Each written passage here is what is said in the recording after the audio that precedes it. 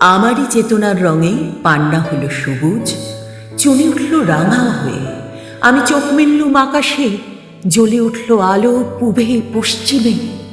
গোলাপের দিকে চেয়ে বললুম, সুন্দর সুন্দর হলো সে। তুমি বলবে এ যে তত্ত্ব কথা, এ কবির বাণী নয়। আমি বলবো এ সত্য, তাই এ কাব্য।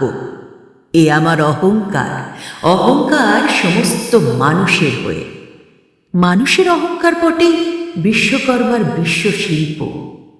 তত্ত্বজ্ঞানী জপ করছেন নিঃশ্বাসে প্রশ্বাসে, না না না, না পান্না, না চুনি, না আলো, না গোলাপ, না আমি, না তুমি। ওদিকে অসীম যিনি, তিনি স্বয়ং করছেন সাধনা মানুষের সীমানায়। তাকে বলে আমি। সেই আমির গহনে আলো আধারের ঘটল সঙ্গম, দেখা দিল রূপ, জেগে উঠল রস। না কখন ফুটে উঠে হলো হাঁ, মায়ার মন্ত্রে, রেখায় রঙে, সুখে দুঃখে। একে বলো না তত্ত্ব। আমার মন হয়েছে পুলকিত বিশ্ব আমির রচনার আসরে, হাতে নিয়ে তুলি, পাত্রে নিয়ে রং।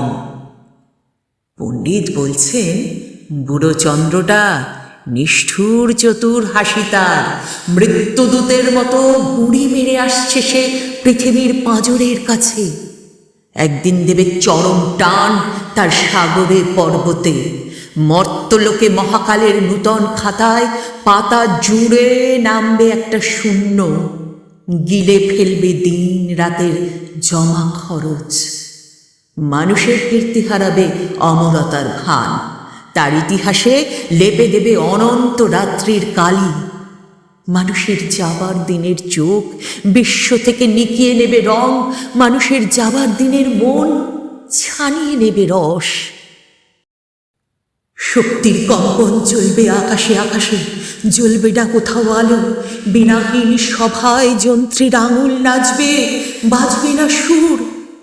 সেদিন কবিত্বহীন বিধাতা একা রবেন বসে নীলিমাহীন আকাশে, ব্যক্তিত্বহারা অস্তিত্বের গণিত তত্ত্ব নিয়ে।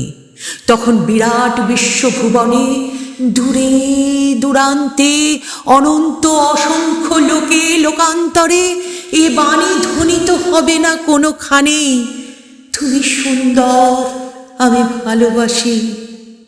বিধাতা কি আবার বসবেন সাধনা করতে, যুগ যুগান্তর ধরে প্রলয় সন্ধ্যায় জপ করবেন, কথা কও কথা কও, বলবেন বলো তুমি সুন্দর, বলবেন বলো আমি ভালোবাসি।